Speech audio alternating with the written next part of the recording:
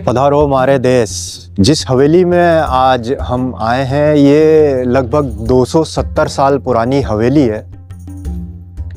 इसको 1751 के अंदर महाराणा ने अपने प्रधान के निवास के लिए बनवाई थी। जब प्रधान का देहांत हुआ तो उनके परिवार में कोई पुत्र और वारिस नहीं था, तो इस हवेली का पॉलिटिकल पावर महाराणा ने अपने छोटे भाई को गिफ्ट कर दिया। 1947 तक पीढ़ी दर पीढ़ी राजा के छोटे भाई इस हवेली में रहे और इस हवेली के इतिहास के 4 महाराणाओं का बचपन इसी हवेली में बीता और यहीं से उनको मेवाड़ की राजगादी पे बिठाया गया, जिसमें महाराणा सरदार सिंह, महाराणा स्वरूप सिंह जी, महाराणा शंभू सिंह और महाराणा सज्जन सिंह जी, जिन्होंने अरावली के शिखर के ऊपर सज्जनगढ़ फोर्ट बनवाया, जिसे टूरिस्ट अपनी लैंग्वेज में मॉनसून पैलेस कहते हैं। तो आइए इस हवेली के अंदर से हम इसका भ्रमण करते हैं और इसकी क्या विशेषताएं हैं उनकी भी जानकारी लेते हैं। ये इस हवेली का मॉडल यहाँ हम देख रहे हैं, ये इसका फ्रंट एलिवेशन है लेक पिछोला की तरफ से। मेरे लेफ्ट साइड में जो 3 बड़े दरवाजे हैं, ये गणगौर घाट है। उदयपुर शहर के जितने भी रिलीजियस फेस्टिवल सेलिब्रेट किए जाते हैं वो इसी घाट पे सेलिब्रेट होते हैं। तो आप और हम अंदर वाले चौक में खड़े हैं। इस हवेली के राइट साइड वाला बिल्डिंग का पार्ट म्यूजियम में कन्वर्ट किया, जिसको हम एक्सप्लोर करेंगे।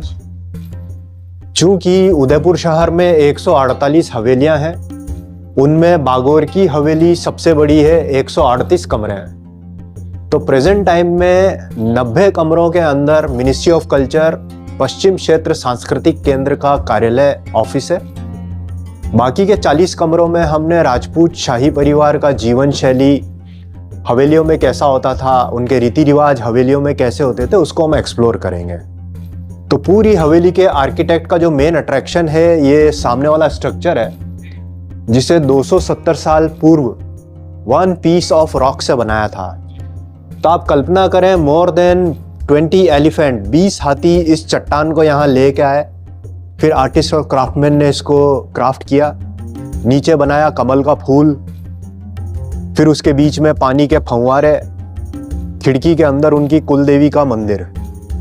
तो इतिहास में जब कभी उनके अतिथि मेहमान यहाँ विजिट करते, पानी के फव्वारे बिना इलेक्ट्रिसिटी और पावर के चलते हैं। वो कैसे चल रहे थे उसको भी हम एक्सप्लोर करेंगे।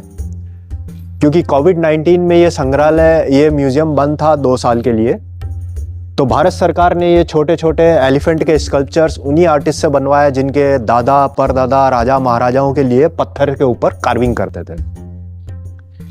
तो राजस्थान में हवेली और पैलेस में अंदर एंट्री और एग्जिट के लिए 3 अलग अलग रास्ते होते हैं। एक रास्ता सिर्फ जनानी लेडीज, उनके रेस्पेक्ट, उनकी सिक्योरिटी सेफ्टी के लिए, एक मर्दों के लिए, एक नौकर और चाकर के लिए, ताकि वो उनको क्विक और फास्ट सर्विस सर्व कर सके। मर्द वाले रास्तों से हम हवेली में एंट्री करेंगे, सामने लेडीज वाला रास्ता है, वहां से हम लोग एग्जिट होंगे।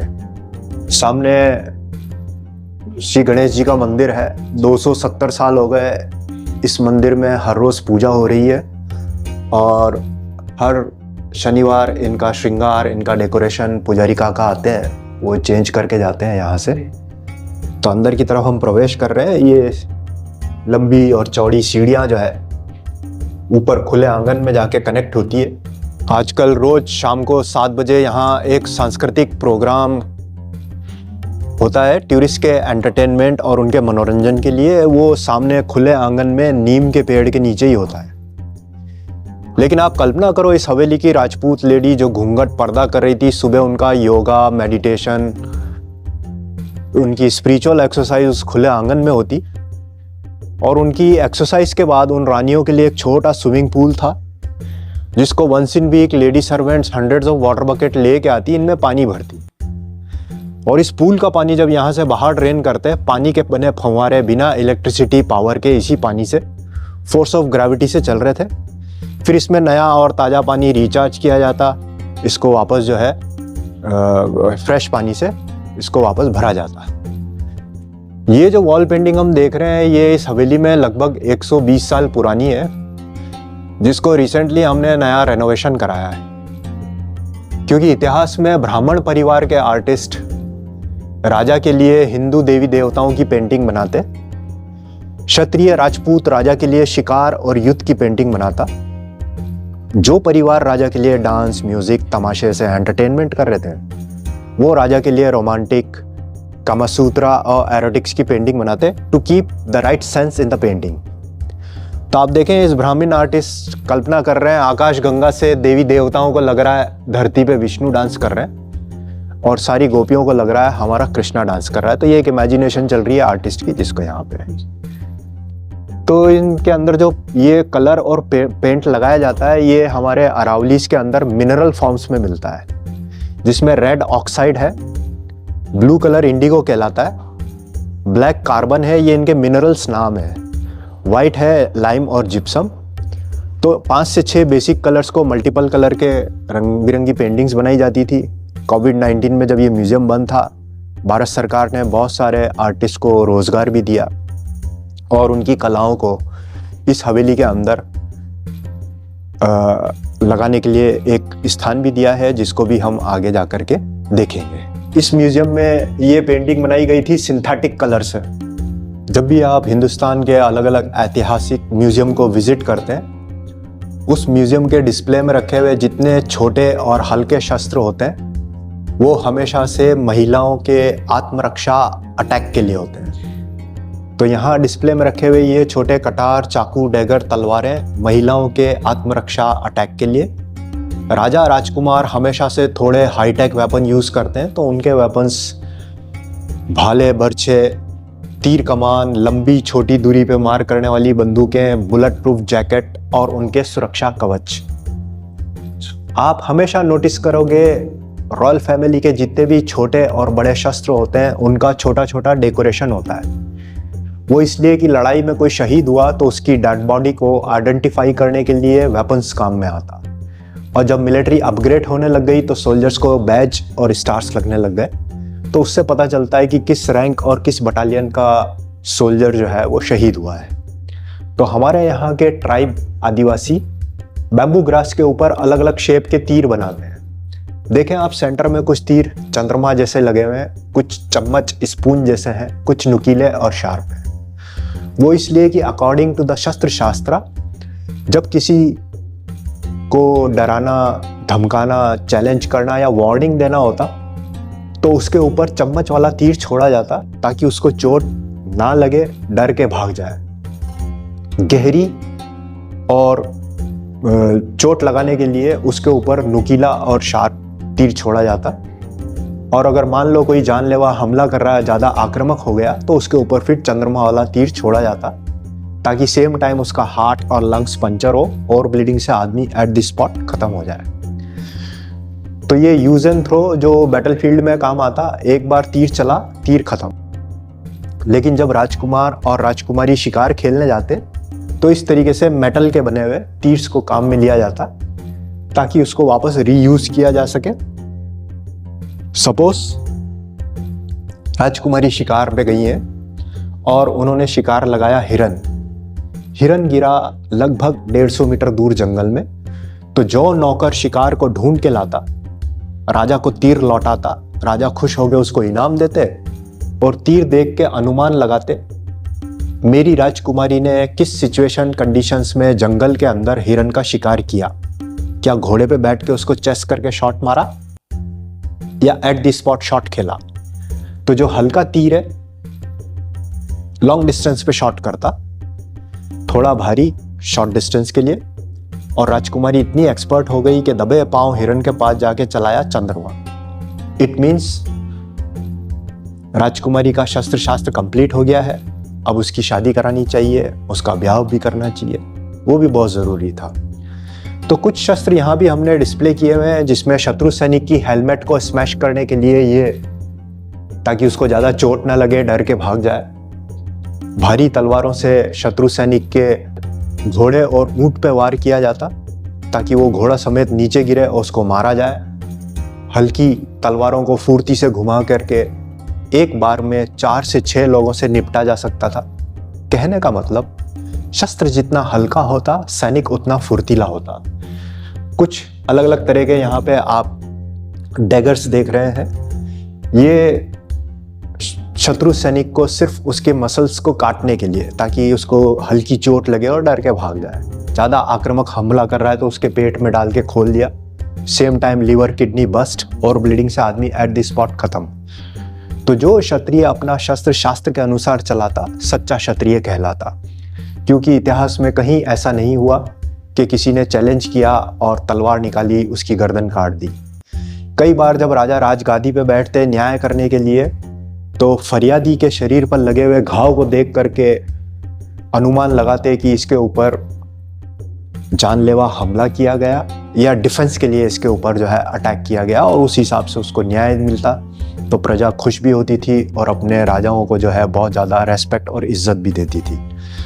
हमारे जो ये 4 पोर्ट्रेट इस संग्रहालय म्यूजियम में लगे हुए हैं, इन महाराणाओं का बचपन इसी बागोर की हवेली में बीता, जिसमें महाराणा सरदार सिंह 4 साल राजा रहे।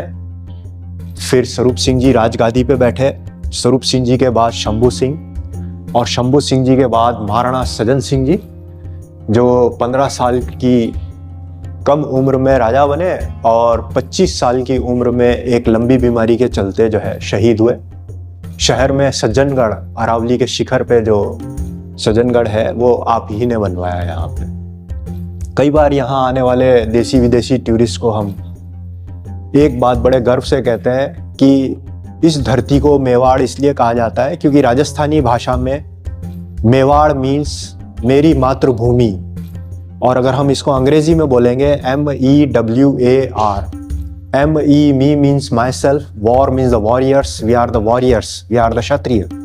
तो ये बात हमें प्राउड फील कराती है। जैसे जैसे रणनीति के अंदर हाईटेक वेपन्स को यूज किया जाने लगा, तो जब तक भाले, तीर और कमान, तलवारों से जब लड़ाइयाँ चल रही थी, तो इस तरीके से सुरक्षा कवच पहन करके एक आदमी घोड़े पे बैठ करके फुर्ती से जानलेवा हमला भी कर सकता था और अपने ऊपर हुए हुए हमले से अपनी जान को भी बचा सकता था। धीरे धीरे हाईटेक वेपन्स आने लगे, लंबी छोटी दूरी पे मार करने वाली बंदूकें आने लगी। तो इसी सुरक्षा कवच को थोड़ा सा और मॉडिफाई और अपग्रेड करके वो आप देखेंगे सामने एक बुलेट प्रूफ बख्तर बना दिया गया था, ताकि शरीर के नाजुक अंगों के ऊपर किसी भी तरीके से गोला बारूद से ज़्यादा जख्मी ना हो और आदमी की जान बचाई जा सके।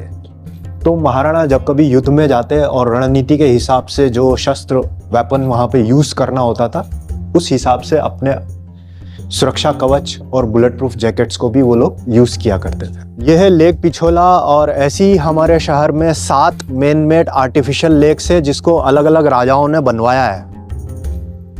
तो यहाँ जब कभी मॉनसून सीजन में हैवी रेनफॉल होता है, सामने दूर अरावली पहाड़ों से एक नदी फ्रेश वाटर लेके पिछोला में आती है, और यहीं से पानी मेरे पीछे ब्रिज जो दिख रहा है आपको, और ब्रिज के बाद 2nd, 3rd, 4th, 5th, 6th lake में जाता है, और फाइनली इसको हम एग्रीकल्चर में, कल्टीवेशंस में, इरिगेशंस में, उसमें काम में लेते हैं। तो इतिहास में एक राजा अलग अलग मल्टीपल शादियां कर रहे थे, वो एक तरह का राजनीतिक पॉलिटिकल अलायंस हो रहा था। ये बात अंग्रेजों को पसंद नहीं आ रही थी, तो उन्होंने एक कानून बनाया, डॉक्ट्राइन ऑफ लैप्स। जिस परिवार में पुत्र और वारिस नहीं होगा, उसका political power east India company में मर्ज हो जाएगा, मालिकाना हक अंग्रेजों का रहेगा। तो इसी कानून के खिलाफ झांसी की रानी, पेशवा, मराठा, राजपूत, मुगल, नवाब, सुल्तान, मिर्जा, सब ने अंग्रेजों के खिलाफ लड़ाई लड़ी, शहीद हो गए। इसीलिए आप नोटिस करते हो इंडिया में हजारों प्रॉपर्टी आर्कोलॉजिकल के पास है, कहीं दूर जंगल में है तो फॉरेस्ट या इंडियन आर्मी के पास, और आपके आसपास ग्राम पंचायत में कोई ऐसी हवेली है तो उसमें आयुर्वेदिक हॉस्पिटल या गर्ल्स स्कूल चल रहा है। तो लास्ट जो शाही परिवार इस हवेली में रह रहा था, they don't have male child who claim this house, तो इस हवेली को भारत सरकार ने रेनोवेट करके एक हेरिटेज म्यूजियम बना दिया। पानी के बीच में ये जो आप स्ट्रक्चर देख रहे हो जहां पे ग्रीन ग्रास लगी हुई है, ये कहलाता है मोह मंदिर। जब कभी रिलीजियस फेस्टिवल होते हैं तो इस शाही मंडप में राजमाता, रानी, सखी सहेलियां बैठती और इस गणगौर घाट पे होने वाले रिलीजियस फंक्शंस, प्रोसेशंस को अटेंड करती। तो उनके लाने ले जाने के लिए, उनके ट्रांसपोर्टेशन के लिए जिस नाव और जिस बोट को यूज किया जाता, वो लेक पिछोला में एंकर करके वहां पे पार्क किया हुआ है। और उस बोट को अभी भी रिलीजियस फेस्टिवल टाइम में हम लोग यूज करते हैं, गणगौर फेस्टिवल के टाइम में, या यहाँ कोई रॉयल वेडिंग्स वगैरह जो शाही शादी होती है उसमें। तो आप कल्पना करो, इतिहास में जब कभी राजस्थान में अकाल पड़ता, बिलो द एवरेज मानसून होता, तो ये सारी लेक्स भी एब्सोल्युटली ड्राई हो जाती। जब ये लेक सूख जाती तो महाराणा अपनी प्रजा को लंबे टाइम तक रोजगार देने के लिए इस लेक पिछोला के अंदर 1620 में महाराणा करण सिंह जी ने सबसे पहले जगमंदर आइलैंड बनवाया। फिर जब उनके डिसेंडेंट राजगादी पे बैठे तो उन्होंने अपनी रानियों के लिए एक समर पैलेस बनवाया, जिसको आज हम ताज लेक पैलेस के नाम से जान रहे हैं। और इस हवेली के लगभग 90 साल के बाद जब अकाल सूखा पड़ा, तब महाराणा सरदार सिंह जी ने अपनी रानियों के लिए एक शाही मंडप बनवाया। तो जैसा आप सुनते हैं, हिंदुस्तान में एक मंदिर दिन में बनता और रात को टूटता, ये दोनों ही काम राजा करवाते थे ताकि अपनी प्रजा को उस अकाल के दौरान एक लंबे टाइम तक रोजगार दिया जाए। लेक के ऑपोजिट साइड जितनी भी आप छोटी बड़ी बिल्डिंग्स देख रहे हो, ये उदयपुर शहर की अलग अलग हवेलियां हैं। इन हवेलियों में राजा की तरफ से अपॉइंट किए हुए उनके मिनिस्टर्स, उनकी फैमिली के डॉक्टर्स और उनके मंदिरों के राजपुरोहित रहते थे। यही लोग डायरेक्टली इनडायरेक्टली राजा के कजिन्स थे। तो कुछ मदर साइड से मौसी मामा के भाई, फादर साइड से बुआ चाचा ताऊ के भाई, सारे भाई मिलकर के यूनाइटेड फोर्स बनाते हैं। डिफेंस अटैक आर्मी बनाई जाती, मदरलैंड को प्रोटेक्ट किया जाता। देश आजाद हुआ तो उनके उत्तराधिकारियों ने उनकी हवेलियों को थोड़ा सा रेनोवेट करके होटल और गेस्ट हाउस में कन्वर्ट कर दिया, और सोर्स ऑफ इनकम जो है वो टूरिस्ट इंडस्ट्री से चलना शुरू हो गया है। तो थोड़ा सा इधर आएंगे और हम इस हवेली का एक पैनोरामिक व्यू को भी एक्सप्लोर करेंगे। यहाँ से दूर दूर तक आप देखेंगे लेक ताज पैलेस भी दिख रहा है, और उसके पीछे जो हल्की हल्की बिल्डिंग्स नजर आ रही है हमें, वो है जगमंदर आइलैंड, जिसे 1620 में महाराणा करण सिंह, जो इस वंशावली में महाराणा प्रताप के ग्रैंडसन थे। तो इस वंशावली में महाराणा प्रताप का नंबर 54, और अभी जो पैलेस में है श्री अरविंद सिंह मेवाड़, उनका नंबर 76। महाराज श्री डॉक्टर लक्षराज कुंवर जी जो हैं, उनका नंबर है 77, और लक्षराज कुंवर सिंह जी के भी एक छोटे राजकुमार हैं, उनका नंबर चल रहा है 78। यानी कि 3 पीढ़ी 76, 77, 78 अभी राजमहल के अंदर निवास कर रहे हैं। और उनके अथक प्रयास की वजह से उदयपुर के अंदर ये जो टूरिस्ट इंडस्ट्री है वो हर साल ग्रोथ कर रही है। देश विदेश से लोग आते हैं और हमें रोज़गार मिलता है, और हम हमारी शौर्य गाथाएं जब उनके साथ शेयर करते हैं तो एक रिलेशन मेंटेन होता है। हम चाहते हैं आप सपरिवार उदयपुर आएँ और इस शहर की खूबसूरती को आप एंजॉय करिए। हवेली के अंदर जनाना महल में जाएंगे, देखेंगे कि राजपूत शाही परिवारों की महिलाओं का जीवन शैली हवेलियों में कैसा होता, जिसे हमने डिस्प्ले किया है, उसको हम देखेंगे। आइए, आप नोटिस करेंगे यहाँ पे इस हवेली का आर्किटेक्ट बाहर से जितना ब्यूटीफुल सुंदर दिख रहा है, अंदर से इस हवेली का आर्किटेक्ट बहुत ही ज़्यादा अट्रैक्टिव है, क्योंकि अकॉर्डिंग टू द वास्तु शास्त्र इस हवेली का जो आर्किटेक्ट है वो इंटीरियर डेकोरेशन के अंदर बिल्कुल एक फेमिनिन फीलिंग्स के हिसाब से। तो जब आप अंदर प्रवेश करेंगे तो देखें, ये इस हवेली का लेडीज अपार्टमेंट है, जहां कांच से 3 डायमेंशन मयूर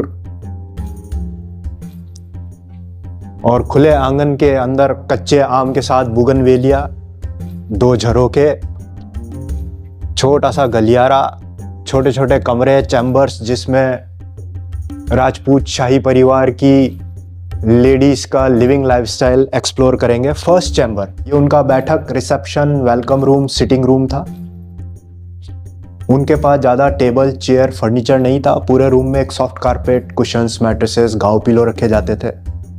इलेक्ट्रिसिटी, बिजली नहीं होने की वजह से जिन खिड़कियों से मैक्सिमम सनलाइट अंदर आती, उन खिड़कियों के ऊपर स्टेन ग्लासेस लगाए जाते। गर्मी के दिनों में ये पंखे चलते, दासियां बाहर बैठ के डोरी खींचती, पंखा चलता। कल्पना कीजिए, जब रानी 2 बार ताली बजाती तब नौकरानियां अंदर प्रवेश करती, आने वाले अतिथि गेस्ट को हॉस्पिटैलिटी सर्विसेज सर्व करती। जब रानी एक बार तो नौकरानी और दासियों को बाहर बैठना होता। हर छोटे कमरे और चैम्बर को अलग और सेपरेट करने के लिए बाम्बू ग्रास के कर्टन लगे हुए थे। मेरे पीछे आप देखें, यहाँ छोटे छोटे कर्टन्स, पीछे उनका मेकअप, ड्रेसिंग, श्रृंगार रूम था। और ये कमरा उनके स्मोकिंग के लिए स्मोकिंग चैम्बर की तरह यूज़ किया जाता था, जिसमें चांदी के हुक्के में उनको फ्लेवर टबाकोस, ओपियम वगैरह सर्व किया जाता। डिस्प्ले में रखे हुए कुछ ऑब्जेक्ट्स लास्ट शाही परिवार ने यूज़ किए हैं, उन्हीं की तरफ से गिफ्ट किया हुआ है। डिस्प्ले से हम आपको एक जानकारी देना चाहते हैं उनकी जीवन शैली कैसी थी। तो आप देखेंगे यहाँ बहुत सारे ऑब्जेक्ट जो हैं वो सिल्वर और चांदी के रखे हुए हैं, जिसमें उनका कुमकुम, सिंदूर, काजल, सुरमा सब जो है चांदी में रखा जाता, क्योंकि ओवरऑल इंडियन कल्चर में चांदी को शुद्ध और पवित्र माना गया है। रानी के कुमकुम, सिंदूर, कॉस्मेटिक में 1% भी केमिकल या एसिड होता तो सिल्वर का कलर डार्क हो जाता। इसीलिए उनको चांदी की प्लेट में खाना सर्व करते। अगर कोई उनको जहर या पॉइजन दे रहा है तो उसका पता चलता। इसलिए राजस्थान में कहते हैं चांदी सच्ची, सोना झूठा। तो आप देखेंगे यहाँ कुछ पोशाक वगैरह भी हमने ला के रखी हुई है। ये उनके ज्वेलरी बॉक्स थे जिसमें गोल्ड और डायमंड की ज्वेलरी रखी जाती, इत्र, परफ्यूम रखा जाता, लकड़ी के कंघे, काजल, सुरमा वगैरह यूज़ किया जाता। यहाँ बैम्बू ग्रास के पर्दे लगे हुए थे। ये उनका हाईटेक स्पा और बाथरूम था। सुबह सवेरे मॉर्निंग में लकड़ी का फर्नीचर टेबल सेंटर पे रखा जाता। रानी बैठती आईने के सामने। हर घड़े में rose water, jasmine, sandal, musk और खस रखा जाता, जो दासियां उनको सर्व करती। यहाँ से रास्ते अलग अलग स्लीपिंग रूम को कनेक्ट करते। जो रानी पहले उठती, नहाती, मेकअप रूम में जाती, गेस्ट को अटेंड करती। फर्स्ट कम फर्स्ट सर्व उनको सर्विसेज सर्व होती।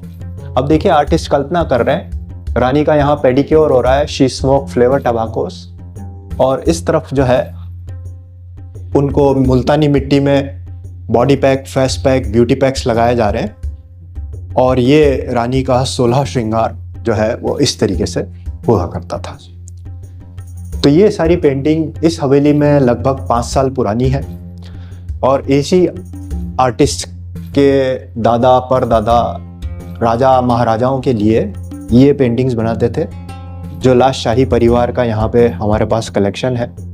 और बड़े गर्व के साथ कहते हैं, old is gold and gold is never old. ये इस हवेली की रानियों के मनोरंजन के लिए एक छोटा कक्ष था, जिसको हम गेम जोन भी बोलते हैं। ये उनके बैठक, sitting place, gossip, chit chat, window shopping करने के लिए।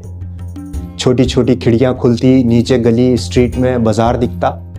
बाजार से कोई गैर मर्द उनको नहीं देख सकता।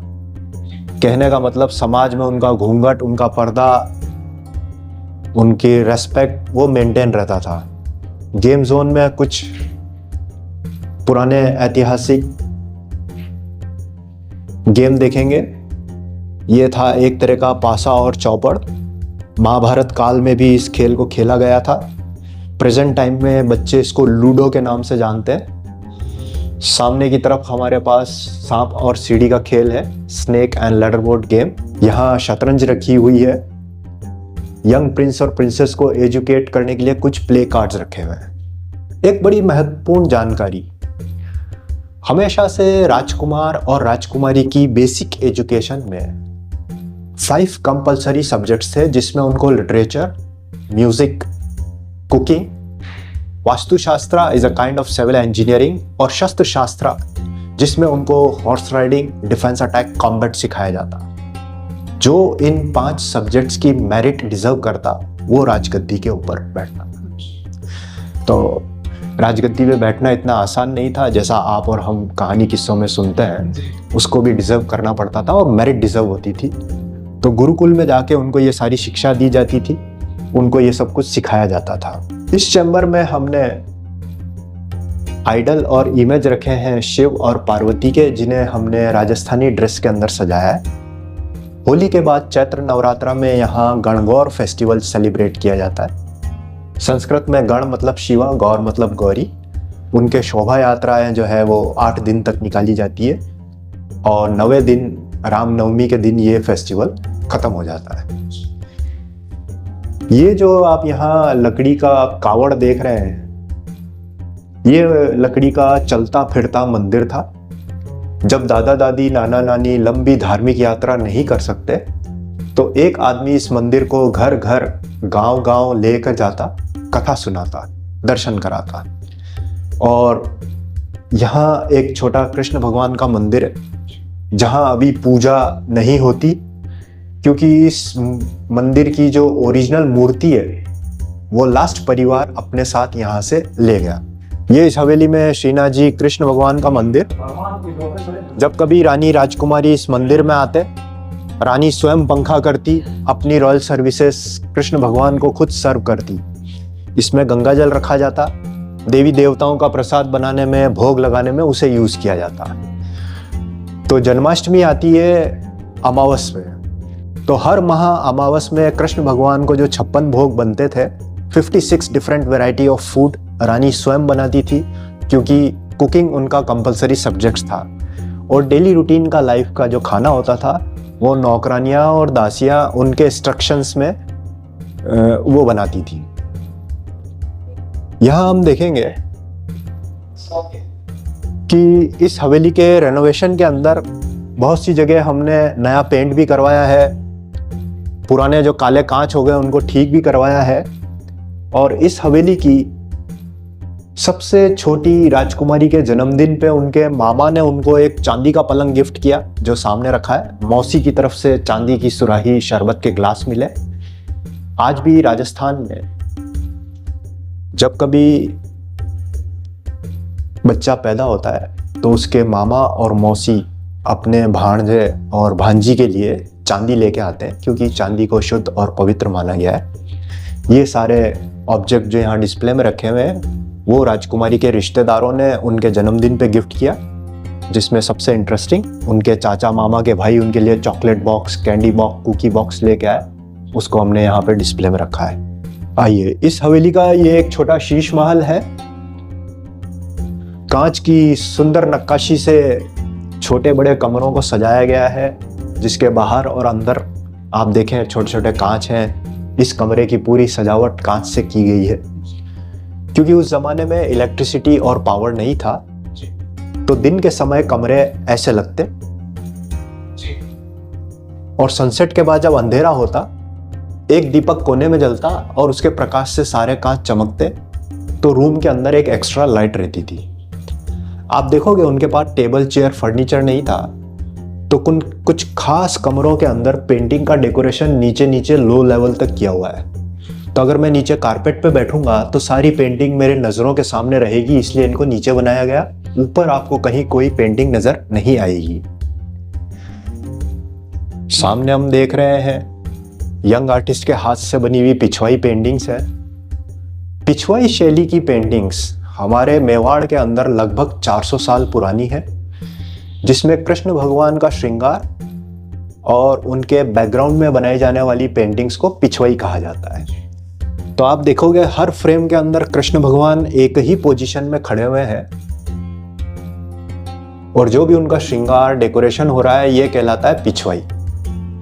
एक महत्वपूर्ण जानकारी आपके साथ शेयर करना चाहता हूं, जो रिसेंटली मेरी दादी ने मुझे बताया कि सिर्फ कृष्ण भगवान को ही 56 भोग क्यों लगाए जाते हैं। क्योंकि कई बार हम ये जानना चाहते हैं 57, 58, 52, 53, 110, 105 क्यों नहीं, सिर्फ 56 भोग ही क्यों?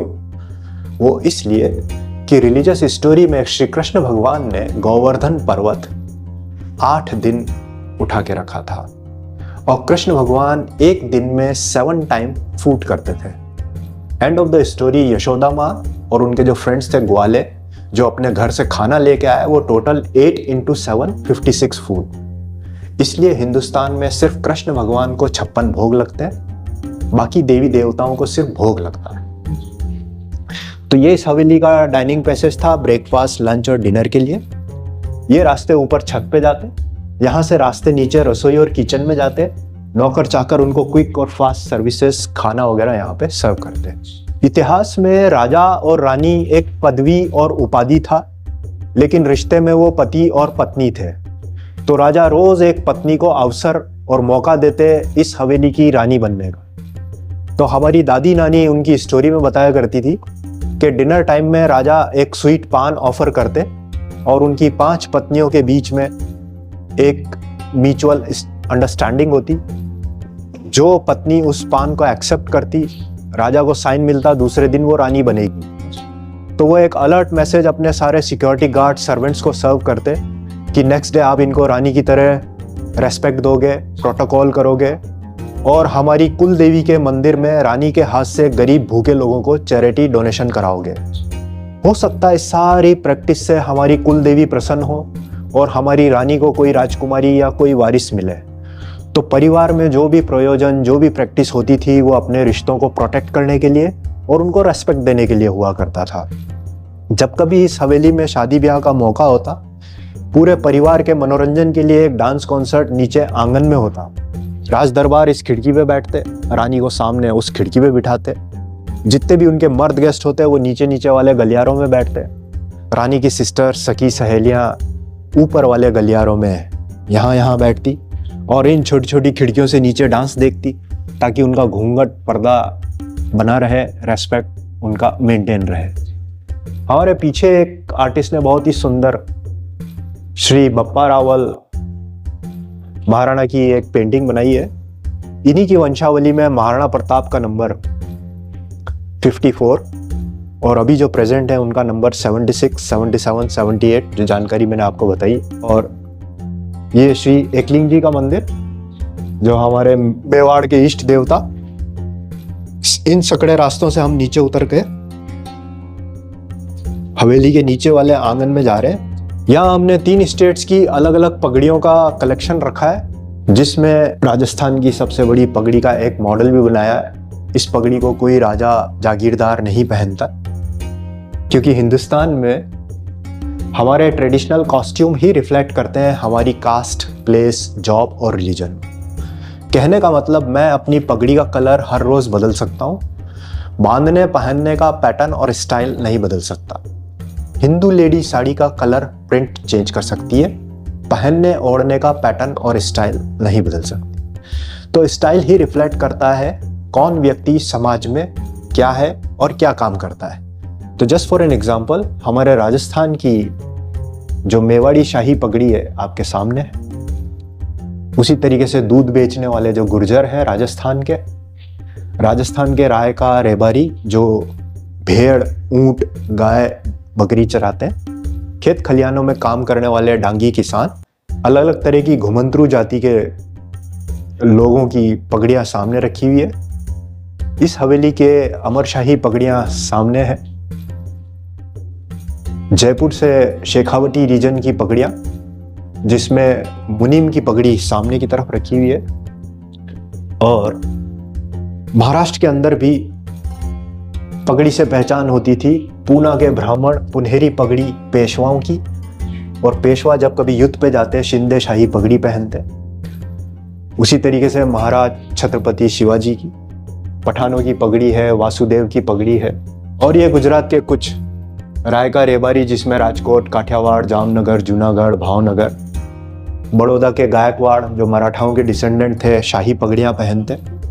गुजरात के जैन समाज के लोगों की पगड़ी, गुजरात में फल फ्रूट वेजिटेबल बेचने वाले खोजा पगड़ी, गुजरात का दर्जी, गुजरात का कुम्हार, गुजरात के मोची, गुजरात के तेली, who is who in the society, ये पगड़ियों से ही पहचान हो रही थी। धीरे धीरे इन पगड़ियों को आम जिंदगी से, डेली रूटीन लाइफ से डिसअपियर करने का सारा क्रेडिट हम इंडियन फ्रीडम फाइटर और महात्मा गांधी को देते हैं, क्योंकि अर्ली 18th सेंचुरी में पूरा Hindustan was suffering with the frustration of caste system और सेम टाइम एक क्रांति चल रही थी, अंग्रेज भगाओ। तो क्रांतिकारी और गांधी जब लोगों से एड्रेस होते, उनसे हाथ जोड़ के रिक्वेस्ट करते, पगड़ी पहन के अलग अलग ना बनो, खादी टोपी पहनो। धीरे धीरे ये खादी टोपी गांधी टोपी कहलाई, symbol of brotherhood in India. और फिर ये डेली रूटीन लाइफ से सारी पगड़ियाँ डिसअपियर हो गई। स्टूडियो में हमने कुछ पारंपरिक और ट्रेडिशनल म्यूजिक इंस्ट्रूमेंट के साथ क्लासिकल म्यूजिक इंस्ट्रूमेंट्स को भी डिस्प्ले में रखा है, जिसमें ये रबाब म्यूजिक इंस्ट्रूमेंट जो प्रेजेंट टाइम में पंजाब के अंदर गोल्डन टेम्पल में भजन कीर्तन में गाया और बजाया जाता है। और इसी रबाब म्यूजिक इंस्ट्रूमेंट्स को मॉडिफाई अपग्रेड करके सरोद बनाया, जिसे अमजद अली खां साहब बजाते हैं। तो तो इसको हम ट्रेडिशनल बोल सकते हैं, और ये क्लासिकल म्यूजिक इंस्ट्रूमेंट है जो थोड़ा सा मॉडिफाई और अपग्रेड हुआ है। इसी तरीके से इस म्यूजियम के अंदर वाले डिस्प्ले में हम देख रहे हैं सामने की तरफ रुद्र वीणा रखी हुई है। रुद्र वीणा के ऊपर तानपुरा और सितार रखा हुआ है। बाहर की तरफ हमने मृदंग, ढोलक और उसी के साथ तबला जो क्लासिकल इंस्ट्रूमेंट है, सामने बांसुरी और शहनाई जो क्लासिकल इंस्ट्रूमेंट्स हैं। ये नगाड़े हुआ करते थे जो अनाउंसमेंट के लिए काम में लिए जाते थे। कोई मुनादी होती, किसी को चेतावनी दी जाती, और या फिर किसी के बारे में कोई बताया जाता, या कोई चैरिटी डोनेशन के टाइम में इन नगाड़ों को ज़ोर ज़ोर से बजा करके समूह को इकट्ठा किया जाता, और फिर राजा का जो भी ऐलान होता था वो प्रजा तक सूचना जो है वो पहुंचा दी जाती थी। सारंगियों के ऊपर भजन, कीर्तन, सूफी कलाम बजाया जाता था। तो कुल मिला के इन सारे इंस्ट्रूमेंट्स को शाही राज परिवार के मनोरंजन के लिए और शादी ब्याह के मौक़ों पर या कोई भजन, रात्रि जागरण वगैरह होता तो उनमें इनको गाया और बजाया जाता था। बाहर जो छोटे बड़े आप बर्तन देख रहे हैं, ये बड़े बड़े बर्तन जिसमें शाही परिवार के लिए खाना पकाया जाता था। ब्रेकफास्ट, लंच और डिनर इन्हीं में बनता था, क्योंकि सेम क्वालिटी का खाना एवरीडे चैरिटी डोनेशन में जाता और सेम क्वालिटी का खाना नौकरानी, दासियों को भी मिलता। क्योंकि कई बार इतिहास में नौकरानी, दासियों को मंथली सैलरी नहीं मिलती, लेकिन उनके परिवार को सेम क्वालिटी का खाना और कपड़े वगैरह जो मिलते थे। हर रोज़ राजा रानी खुश होकर उनको चांदी के सिक्के और पुरानी चांदी की अंगूठियाँ वगैरह गिफ्ट करते थे। तो इससे उनका जो है घर खर्च और उनका जीवन शैली चलता था। बाहर कुछ हमने सारंगी रखी है। सिंधी सारंगी है जो पाकिस्तान के सिंध प्रांत से। इसको जब थोड़ा सा मॉडिफाई, अपग्रेड करा तो हमारे जैसलमेर के अंदर ये सारंगी का थोड़ा सा स्वरूप चेंज हुआ है, और इसी पे सूफी कलाम, भजन, कीर्तन ये जो है गाए और बजाए जाते हैं। तो इस हवेली के छोटे बड़े गलियारों को हमने रेनोवेशन करके एक हेरिटेज म्यूजियम में कन्वर्ट किया। इलेक्ट्रिसिटी पावर नहीं था, इस तरीके से बड़े बड़े छोटे लैंप हुआ करते थे। दिन में इनमें तेल भरा जाता था और शाम को सूर्यास्त के बाद फायर स्टिक, एक लकड़ी के ऊपर फायर लगा करके इनके अंदर जो है आग लगाई जाती। 1.5 से 2 घंटे इसके अंदर दीपक में रोशनी रहती, और जब दीपक बुझ जाते तब परिवार जो है वो सो जाया करता था। यहाँ इस हवेली में विष्णु भगवान, लक्ष्मी का मंदिर है। 270 साल हो गए रोज यहाँ पे पूजा होती है, और हर शनिवार इनका श्रृंगार, डेकोरेशन पुजारी काका चेंज करके जाते हैं। एक महत्वपूर्ण सूचना यह है कि हम हमेशा नोटिस करते हैं पुराने बड़े बड़े किले, राजमहल और हवेलियों में डिफरेंट लोकेशन के ऊपर अलग अलग हिंदू देवी देवताओं के मंदिर क्यों होते थे। वो इसलिए कि अकॉर्डिंग टू द वास्तु शास्त्र उस जमीन पर जहां जहां नेगेटिव एनर्जी होती उसको न्यूट्रलाइज करने के लिए देवी देवताओं के मंदिरों की स्थापना करते। तो सपोज ये हवेली आपकी है, तो आपकी जन्म कुंडली को कैलकुलेट करके अगर इस कॉर्नर की negative energy Shri Ram destroy कर सकते तो उनका मंदिर होता। अन्नपूर्णा कर सकती तो अन्नपूर्णा, अंबिका कर सकती तो अंबिका देवी का मंदिर होता, और फिर यही मंदिर आपकी नेक्स्ट जनरेशन के लिए कुल देवता और कुल देवी के मंदिर में कन्वर्ट होता। That is known as vastu shastra, जिसका एक बेसिक नॉलेज हर राजकुमार और राजकुमारी को होना अति आवश्यक था। उसका एक ग्रेट एग्जाम्पल और देखेंगे। जब कभी इस परिवार की महिलाएं कोई शुभ काम करने यहां से बाहर जाती तो उनके ऊपर पुष्प वर्षा इन खिड़कियों से होती। या मान लीजिए रानी की कोई सिस्टर ऊपर की तरफ विजिट कर रही है, तो इस विंडो में बैठने वाली लेडी इसको इशारा करती, हाँ अब इनके ऊपर पुष्प वर्षा करो। तो ये जो 3 विंडो डिजाइन किया गया था अकॉर्डिंग टू द वास्तु शास्त्र, अतिथि देवो भव को ध्यान में रख करके डिजाइन किया गया था। म्यूजियम बागोर की हवेली उदयपुर शहर में मैं म्यूजियम कोऑर्डिनेटर हूँ। मेरा नाम यूसुफ पठान है। सुबह 10 बजे से लेके शाम को 5 बजे तक ये संग्रहालय म्यूजियम आने वाले देसी विदेशी टूरिस्ट के लिए खुला हुआ रहता है, और यहाँ मैं अपनी सेवाओं को देता हूँ। अगर आप सपरिवार यहाँ आते हैं तो हमारा एक बहुत ही reasonable price ministry of culture की तरफ से रखा हुआ है, जिसमें हम इस पूरी हवेली को एक्सप्लेन करते हैं। अभी 2024 में हमारी तरफ से एक स्पेशल टूर ऑर्गेनाइज किया जाता है, जिसमें एक ओपन जीप के अंदर आप बैठ करके उदयपुर शहर से 20-22 किलोमीटर दूर एकलिंग जी मंदिर और पुराने ऐतिहासिक सास बहू के मंदिर को विजिट करते हैं, और उसका किराया 650 रुपया प्रति व्यक्ति रखा है। तो आप जब भी सपरिवार आएँ, एक बार सेवा का अवसर जरूर दें, और हमारी सूचनाएं, हमारी जानकारी से आपका जो भी मनोरंजन होता है उससे हमें बड़ी खुशी होगी। आप सपरिवार जरूर पधारें। धन्यवाद। मेरा कॉन्टैक्ट नंबर अगर आप लगना चाहते हैं तो 9887008255 ये मेरे कॉन्टैक्ट नंबर है, और नीचे डिस्क्रिप्शन में भी वो फ़ोन नंबर लगा दिए जाएंगे, मेरी जानकारी दे दी जाएगी। आप ज़रूर इस वीडियो को देखें, सब्सक्राइब करें, ताकि आने वाली नई नोटिफिकेशंस इस चैनल के माध्यम से आपको सबसे पहले मिलें। धन्यवाद।